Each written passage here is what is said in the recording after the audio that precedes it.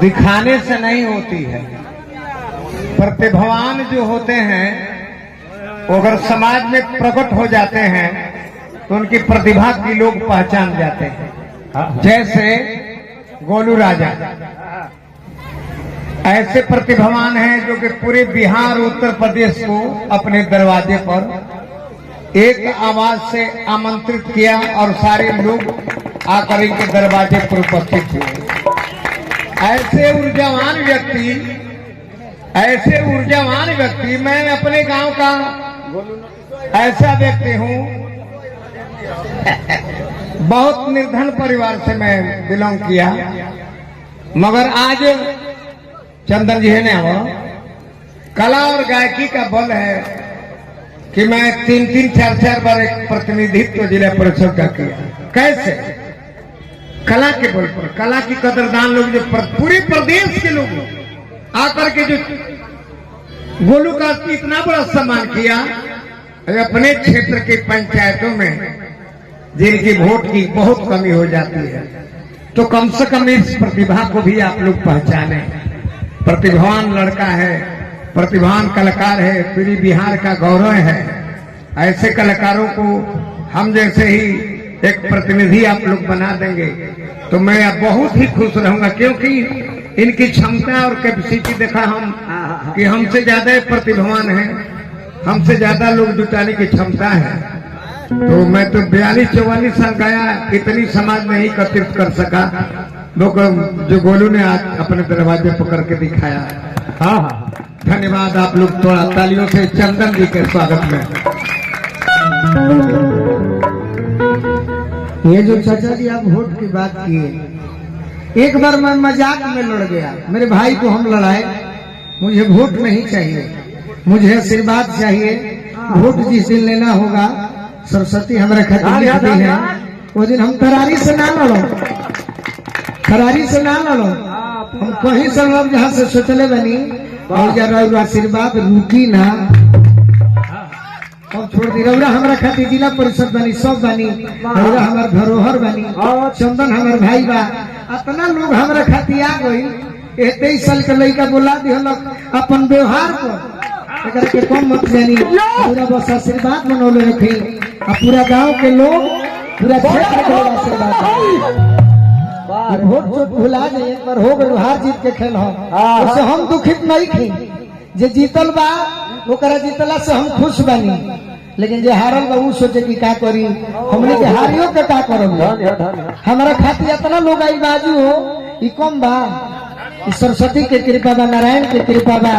आई व्यवहार जीवन भर हम बना के रखो, कुछ बन जाई, गांव के ना भुलाई, अपना समाज के ना भुलाई, अपना लोगन के ना भुलाई। भाई हम तो नहीं चाहत किते गाँव, बाकी हमारा कुंवर चाचा की इच्छा बा कि एगो गीत हमारे चंदन ना गई तो कहले भाई हो दुखा जाई, गावे खातिर ना अपना गीतिये से अपने भतीजिया के आशीर्वाद दी। एगो सोहर गई है भाई हमार, ओकरा बात तो बोल एजा मत लड़ा, जहां लड़ा तो हो जे लड़ा, एजा मत लड़ा तो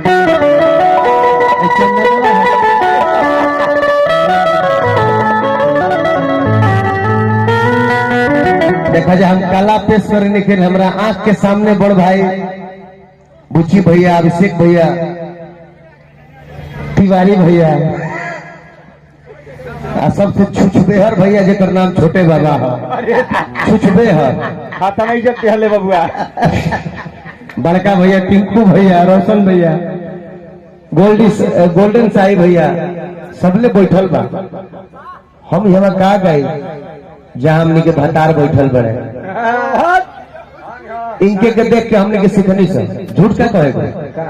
चाचा के देख के एगो गाना हम जान जाए ता फरमाइश कर ल सकी, अंगूरी से बोर के प्यार की प्यारी हमार गाना हो, इहे के गावल। चाचा के नाम पे गोताली बाजो बोल भाई रहू है गायकावा ते ही हवे हमार भाई, थोड़े जोड़े जोड़ी जमल अंजलि आई बड़ी चाचा, तनी स्वागत कर दी। अंजलि तिवारी अभी सुर संग्राम में गई रही, अब बड़ी लोग के हरा के आई बड़े भी हरे हम भगवा मोहनिया के हो, तू है गाना गा दे भैया। ना मनोज भैया सैया से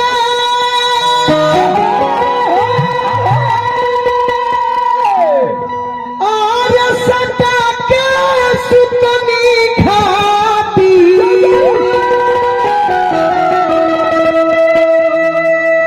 तो भैली चुमा अब चाटी नो है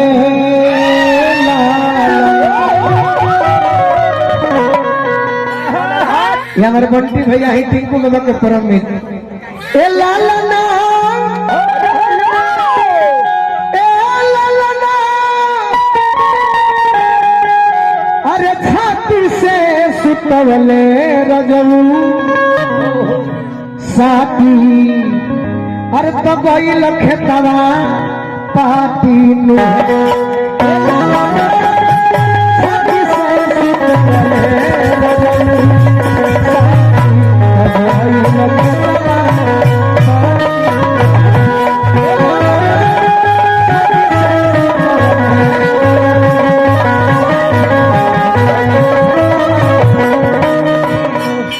मन कर भैनी करिया माटी मन कर भैनी मन कर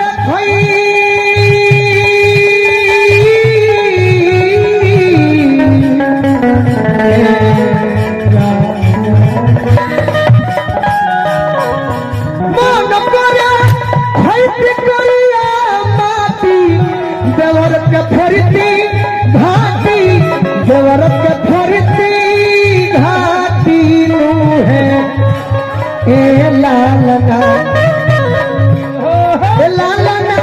पुरानी गली हटी दादी दादी नदी के खेतती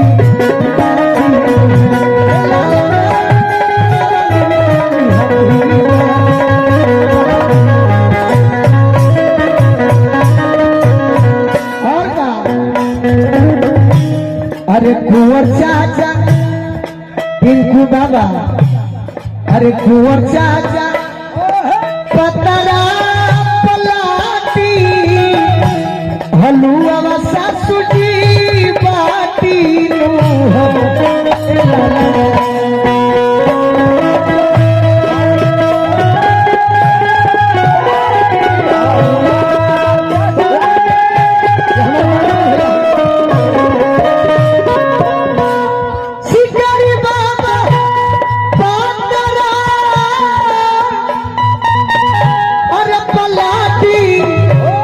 हलुआ सासू जी बाटी नु हो ए लालना ए लालना ए लालना अरे बोल राजा वही हम मोड़ी झांकी मनी जन्म दिन के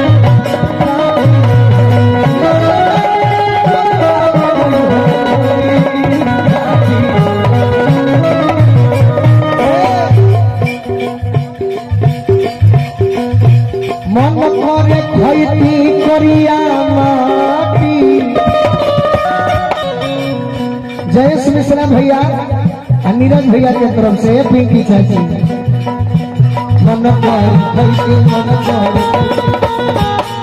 मन करे खैती करिया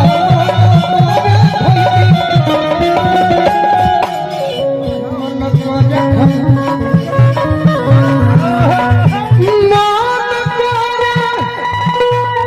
यह धोती हो जाएगी आज खैती सुनील यादव भैया आई बनी चंदौली उत्तर प्रदेश से रोशन भैया आई बनी हम स्वागत करो करिया माटी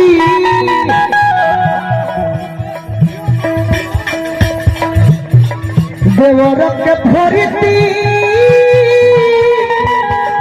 अब घाटी नु हो भतीजी के जन्मदिन में तगावे की इच्छा हो गई है कि हुई ना लू कहीं के बोलू राजा तू ना बोला ए लाला ना बोलू